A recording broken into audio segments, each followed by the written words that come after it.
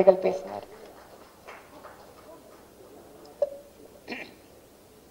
இங்கே குடியிருக்கும் என் குடும்பத்தை சேர்ந்தவர்களே, மேடையில் அமர்ந்திருக்கும் அத்தனை பெரியவர்களுக்கும் சிறியவர்களுக்கும், முக்கியம் ஜேபியில் வந்திருக்காரு, கிருஷ்ணா வந்திருக்கான், அவங்களாம் அந்த படத்தில் வந்து ஏதோ ஒரு விதத்தில் கனெக்டட். அவங்க வந்ததும் எனக்கு ரொம்ப பெருமையாக இருந்தது. ஒன்று டான்ஸ் மாஸ்டர் வரும்போது அவர்கிட்ட வரும்போதே உள்ளே வரும்போதே சொல்லிட்டேன், இந்த மாதிரி பேண்ட் சட்டை போலாம் தான் வீட்டில் திட்டுறாங்க யார். உண்மையில் அந்தளவுக்கு இருக்கு, அவர் போட்டால் தான் அழகாக இருக்கு. அப்படிப்பட்ட ஒரு நல்ல மனிதன். இன்னொன்று எனக்கு என்ன பிடிச்சதுன்னா, மாஸ்டர்கிட்ட எல்லா அவர் படம் எடுத்தாருன்னா, அவர் படம் நடிக்கிறாருன்னா ஏதாவது ஒரு சாங்கில் வருவார், ஒரு சின்ன பிட்டாவது வருவார். அது எதுக்கு வராருன்னு எனக்கு தெரியாது. டே நீ ஒழுங்காக ஆட மாட்டேடா, எப்பயாவது நீ ஆடுறதை பார்த்துக்கிடான்னு அதுக்கு வராரா என்னன்னு எனக்கு தெரியாது. ரொம்ப பிரமாதமாக செய்யக்கூடிய மனிதன். இப்போ கிருஷ்ணன் பேசும்போது சொன்னான், ராதாகிருஷ்ணன், இப்போ நீங்கள்லாம் வந்து உண்மையில் இந்த காலத்தில் இவ்வளோ வேகமாக இருக்கணுன்றதை கற்றுக்கிட்டதை இவனுக்கிட்ட இருந்தான். ஏன்னா நாங்கள் எங்கே பழைய வந்தாலும் அப்படி வந்துக்கிட்டு போயிட்டுலாம் முடியாது. இப்போ தேவான சகோதரர்கள் இருக்காங்கன்னா நாங்களாம் ஒரு செட்டு தான் இல்லை, நாங்களாம் ஒரு பெரிய செட்டு. அப்படி சொல்லிட்டு இருந்தேன் ஜெயபிரகாஷ்கிட்ட, நாங்கள் ரொம்ப நல்லவங்க இல்லை, பட் இப்போ நல்லவங்களாகிட்டோம். ஏன்னா முடியாமைன்னு ஒன்று இருக்கு பாருங்க, அதை ஒன்றுமே சொல்ல முடியாது, செய்ய முடியாது. நான் எல்லாருக்கும் அட்வைஸ் தான் பண்ணுவேன். எனக்கு இவன் வந்து படம் புக் பண்ணும்போது இவனுக்காகலாம் நான் நடிக்கல, இவங்க அப்பாவுக்காக நடித்தேன். யாரோட எதுக்காக இவரெல்லாம் ஒத்துக்கிட்டாருன்னு ரொம்ப பெருமையாக சொல்லிட்டு இருந்தாங்க. நான் இவங்க அப்பாவுக்காக ஒத்துக்கிட்டேன். அவர் பேர் என்னன்னா கருணாநிதின்னு பேர். எனக்கு ரொம்ப பிடிச்ச பேர் தான். பரவாயில்ல, நான் வரேன். நான் எதுக்கு சொல்கிறேன்னா, இவன் எடுத்தான் அன்பண்ணன் தான் பேக் பண்ணுறாரு சார்னு சொல்லிட்டு இவன் அவரை பார்க்கறதுக்கு 4 வருஷம் ஆச்சு. நான் டெய்லி போவேன், அவர் வீட்டு தாண்டி தான் போவேன் எங்கள் ஹாஸ்பிட்டலுக்கு. அப்போது பார்க்கும்போது கருணாநிதி நான் பார்ப்பேன். கருணாநிதி பார்த்தாலே அன்பு இருக்காருன்னு அர்த்தம். நல்ல எதையுமே அதிகமாக யூஸ் பண்ணிக்க மாட்டார் இவங்க அப்பா. அது மாதிரி இப்போ எனக்கு ப்ரொடியூசர்னு அறிமுகப்படுத்தினாங்க. நான் நினச்சிக்கிட்டு இருக்கேன் அன்பு சார் தான் எடுக்கிறாருன்னு பார்த்தா இவன் ஒரு ப்ரொடியூசர் இருக்கான். அதில் இப்படி எல்லாரும் சேர்ந்து இந்த படத்தை வந்து பெரிய வெற்றி படமாக, ஏன்னா ஹீரோவை பண்ணுறவன் வந்து ஜேபி பையன் ஜெயபிரகாஷ்னா எனக்கு நல்லா தெரியும். இருந்தாலும் அவன் பையன் தெரிஞ்ச உடனே எனக்கு ரொம்ப உண்மையான ஒரு புலங்காகிதம். இங்கே இருக்கிறவங்க அத்தனை பேருமே இந்த படம் நல்லா ஓடணும்னு சொன்னாங்க. இப்போ கூட சகோதரர் நான் வில்லன் செஞ்சுட்டேன் இதில் அப்படின்னு சொல்லி என்னை பற்றி ஏதோ சொன்னார். அவர் அப்போ பேசும்போது நோ சான்ஸ் ராதாரவின்னு இப்படி சொல்லாது யான்னு சொல்லியிருக்கேன். பல மில்டன் கிட்ட இப்படி தான் சொன்னேன். மேடையில் உட்காந்துட்டு என்னை பெருமையாக சொல்கிறேன்னு சொல்லிட்டு இவரோட நடிப்பு நோ சான்ஸ்ன்னு சொன்னேன். அதுலேருந்து சான்ஸே இல்லாமல் போயிடுச்சு. ஏன்டா நோ சான்ஸ்ன்னு சொல்கிற, சான்ஸ் இதுக்குன்னு சொல்லுடா. ஏன்னா இப்போ உருட்டுறது ரொம்ப நமக்குலாம், எனக்கு வெறும் கேமரா முன்னாடி தான் நடிக்க தெரியும், பின்னாடிலாம் நடிக்கவே தெரியாது. எனக்கு கேமரா முன்னாடி நல்லா நடிப்பேன். இந்த நிக்கில் கேட்டு பாருங்க, அவன் சொல்லுவான், அவன் வந்து உலகமாக நடிக்காம நிக்கில்.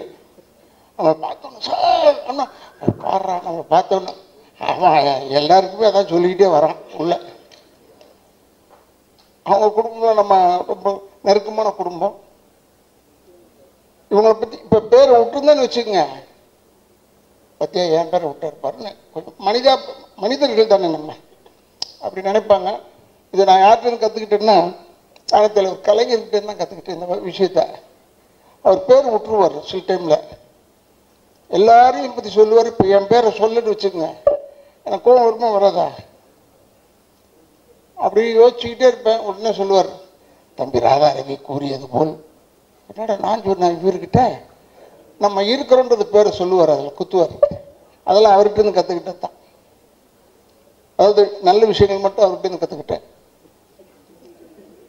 இன்னொன்று என்னென்னு எனக்கு ரொம்ப பிடிச்ச குரூப் என்னென்னா, தேவானனை இப்போ தான் பார்த்தேன். அப்போ சொன்னார், அப்போ இதில் பார்க்கும்போது சொன்னார், ஒரு ஷோ முடிச்சுட்டு வந்தேன், நீ எங்கேப்பா முடிச்சுட்டு வந்தீங்கன்னு கேட்டுக்கிட்டு இருந்தேன். எனக்கு ரொம்ப பிடிக்கும் எனக்கு தேவானனை. அவர் போடுறதும் மியூசிக் தான். இன்னொரு சகோதரர் நல்லா போடுறாங்க, பட் நின்று வாங்கிறதுக்குள்ள போதும்னு ஆகிடுது.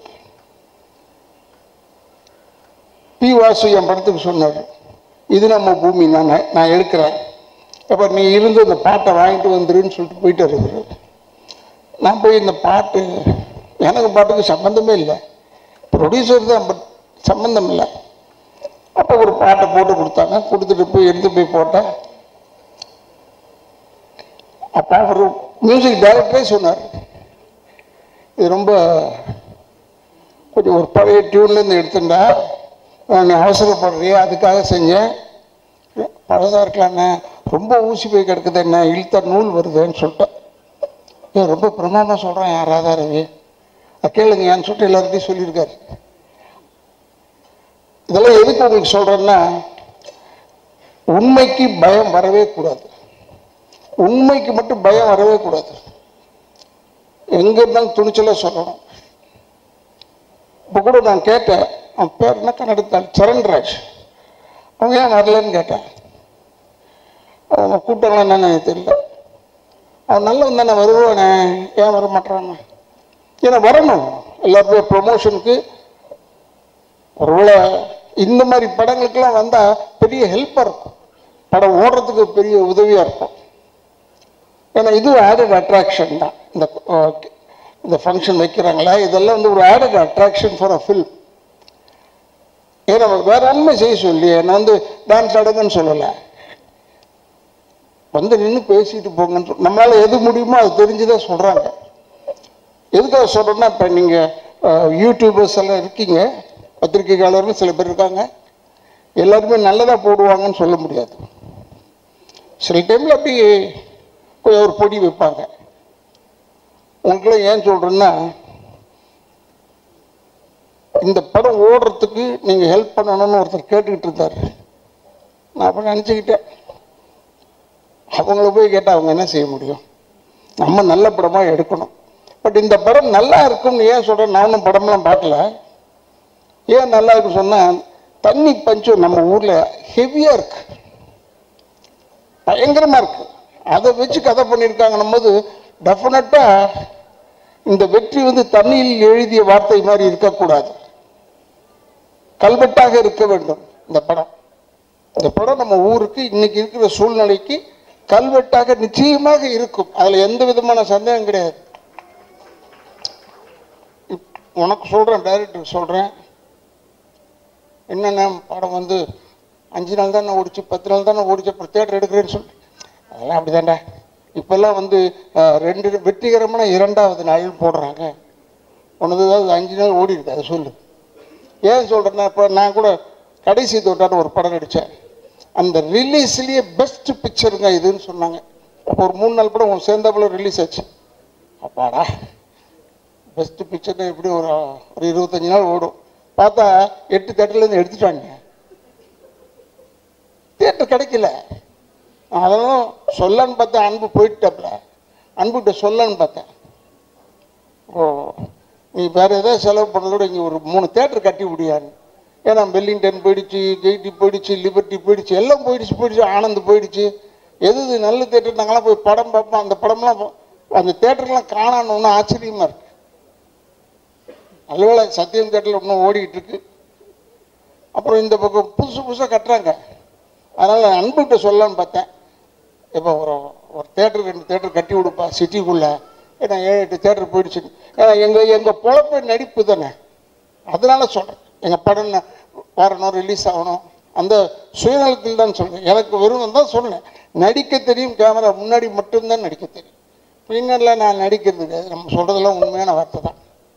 இந்த இது கூட செப்பிட்டி தியாகராஜன் ஹால் கூட என் டைரக்டர் வந்து சொன்னான், இங்கே தானே பண்ணுறோம், சுற்றி கித்தி இங்கேயே பண்ண ஆரம்பிச்சிட்டாங்க. என்னடா ஏன்டா அங்கே பண்ணுறீங்க கேட்டேன். ஏன்னா இப்போ நாளைக்கு திருப்பி ஒன்று இருக்கா செட்டு வெளியிட்டு விழாக்கு வரணும், அதில் வேறு நான் நடித்து தொலைஞ்சிருக்கேன். எனக்கு உண்மையிலேயே இளைஞர்களுக்கு இடம் கொடுப்போம், நம்ம சொல்லவே தேவையில்லை, ஆட்டோமேட்டிக்காக தள்ளி விட்டுருவாங்க போல இருக்கு நம்மளை. அவ்வளோ பேர் இதை இப்போ வந்தவன் பேர் வில்லன் செய்கிறேன்னு சொல்லிட்டான். இப்போ நமக்கு ஒரு சின்ன கிரேடு கொடுத்துருக்காங்க, அது அவனுக்கு தெரியல. முதல்லலாம் நானே தான் நேராக போய் பொண்ணை தூக்கிக்கிட்டோ குடும்பத்தை கெடுத்துக்கிட்டோ ஏதோ இருப்பேன். இப்போ அது கிடையாது, ஆர்டர் பண்ணுறது தான். போய் அவங்களெல்லாம் போய் கெடு, போய் இந்த குடும்பத்தை கெடு, வெறும் ஆர்டர் பண்ணுறதோட விட்டானுங்க. ஏன்னா இவர் வச்சு கூப்பிட்டு போய் ஓடணும் வரணும் எல்லாம் வேணாண்டா, உட்கார சொல்லுன்னு சொல்கிறான். அதுக்குன்னு வச்சுருக்கான் ஆளுங்களை இப்போ கெடுக்கிறதுக்குன்னு. ஆனால் நான் உண்மையை சொல்கிறேன், கெடுக்கிறதுக்குன்னு நீ நினைக்காது. தமிழ்நாட்டு மக்கள் மாதிரி அறிவாளிங்க யாருமே கிடையாது. நானும் விஜயகாந்தும் அலைவோசைன்னு ஒரு படம், அதில் மேட்டுப்பாளையத்தில் எடுத்துகிட்டு இருந்தோம். இந்த கல்லர் ஸ்டேஷன் அண்டை போய் எடுத்த காட்டுக்குள்ளே போய் கூட்டம் வரக்கூடாதுன்னு ஃபைட் எடுத்துக்கிட்டு இருந்தோம். அங்கே ஒரு 6 பொம்பளைங்க வந்துருச்சு படம் பார்க்க, ஷூட்டிங் பார்க்க. வந்து விஜயகாந்த் பக்கத்தில் உட்காந்துட்டு, தம்பி நீங்கள் ராதாரவியில் நம்பாதீங்க தம்பி. பக்கத்தில் ஒரு சிகரெட் பிடிச்சிக்கிட்டே இருந்தேன். ஏமா நான் தான்மா ராதாரவி. அது தெரியும் தம்பி, நீ தானே தெரிஞ்சுக்கிட்டு சொல்லுதுன்னா அப்போ நான் நினச்சேன் நம்ம கேரக்டர் சக்ஸஸ் ஆகும். அப்பாடா பயப்படுறாங்களே அந்த அளவுக்கு. அது ஏன்னா பிஎஸ் வீரப்பண்ணனை பற்றி சொல்லியிருக்காங்க, நம்பியார் சாமியை பற்றி சொல்லியிருக்காங்க, எங்கள் அப்பாவெல்லாம் பற்றிலாம் சொல்லியிருக்காங்க. பட் நம்மளை பற்றி இப்படி நேரம் சொல்லும் போது எனக்கு பெரிய சந்தோஷம். மேக்கப்ன்றது நானும் கொஞ்சம் யோசித்து செய்வேன், டைரக்ட் தப்பாக எடுத்துக்கூடாது. அமரன் படத்துக்கு இப்படி தான் இந்த முடியை ஷார்ட் ஆக்கி ப்ளீச் பண்ணேன், வெள்ளை ஆகணும்னு. ப்ளீச் பண்ணி இந்த கண்ணு ரெப்பையே கிழிஞ்சு போச்சு.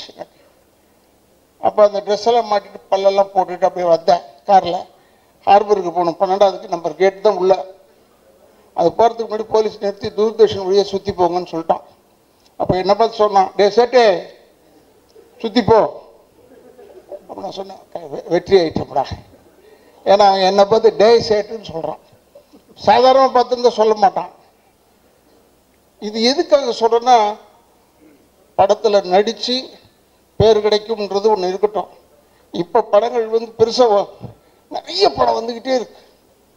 200 படம் நின்னாலும் தப்பு சொல்கிறாங்க, 200 படம் வந்தாலும் நான் தப்பு சொல்கிறேன்.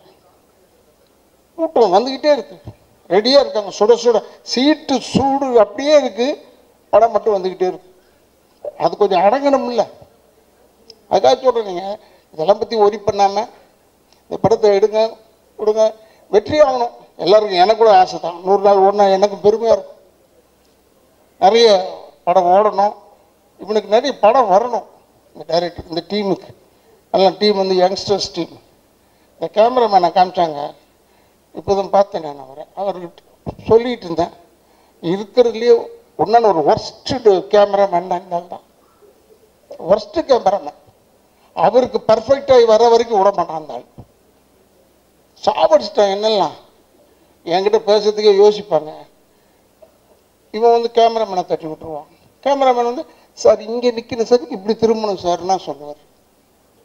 என்ன இது இளவா போச்சு இது, யார் அவனை கேமராமேனை போட்டது? ஷார்ட் எடுத்து ஓகே சொல்ல வேண்டியது தானே. நமக்கு ஒரு ஏஜுக்கு மேலே போனோம்னா நின்று நடிச்சுக்கிட்டு இருக்கிறது கொஞ்சம் யோசிக்கிறோம்.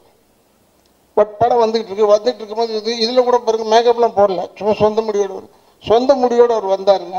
அதில் பெருமைக்காக இல்லை, விக்கு வைக்கிறதுக்கான டைம் ஆகும்யா, நீ வேறு இது போதுயாங்க. இந்த படம் எடுத்து எவ்வளோ வருஷம் ஆச்சுன்னா 4 வருஷம் ஆச்சு இல்லை? அதனால் இவன் ஒன்றும் கவலைப்படாத. 12-13 வருஷம் கழிச்சு ரிலீஸ் ஆன படம் சூப்பர் டூப்பர் ஹிட் ஆகிடுச்சு. 12-13க்கே அப்படின்னா நீ 4 தானடா ஆகுது. இப்போ ஜனங்களுக்கு அதான் டேஸ்ட் படம் இருக்கு. இப்போ பழைய படமாக கொண்டாந்து விடணும், அப்போ நல்ல படம் எடுத்துருப்போம்னு அர்த்தம். இப்போ எடுக்க மாட்டோம்னு அர்த்தம். இப்போ எடுக்கிறாங்க படம்லாம் நிறைய வருது. என்ன அவன் பேரையும் ஹீரோ ஹீரோயின் பேரை தெரிஞ்சுக்கிறதுக்குள்ள போதும்னு ஆயிடுது எனக்கு. மற்றவங்களை பற்றி சொல்லலை. ஏன்னா நான் எல்லாரோடையும் பேரை சொல்லி பேர் இருக்கிறது அடையாளத்துக்கு தானே. அந்த பேர் இல்லாமல் சொல்வது எனக்கு அவ்வளோ ஒத்து வராது. அதனால் இந்த படம் வந்து இந்த படத்தில் கூட வீட்டில் கூட கேட்குறாங்க, என்ன படத்துக்கு போகிறீங்க, கேசட் வெளியிட்டுருக்கேன். அந்த படம் பேர் தெரில, என்ன பண்ணணும், அவன் டைரக்டர் பேர் தெரியுது, எல்லாரும் பேரும் தெரியும், படம் பேர் தெரியல. அப்புறம் இங்கே தான் வந்து பார்த்தேன், வருணன் போட்டிருக்குல்ல. வருணன்னா ஏதோ தண்ணி சம்பந்தமாகவோ இல்லை மழை சம்பந்தமாகவோ இருக்கணும்னு நினைக்கிறேன். எனக்கு அவ்வளோ தூரம் தமிழ் தெரியாது, அதுக்காக சொல்கிறேன். ஏன்னா எனக்கு அவ்வளோ கிளியராக இதை யோசிக்கிறதுக்குள்ள காரில் போகும்போதே நாங்கள்லாம் டைட்டில் வச்சுருப்போம். அப்போல்லாம் வந்து காரில் அப்படி போகும்போது பாஸ் ஆகும்போது படிச்சுடுவோம் டைட்டில்.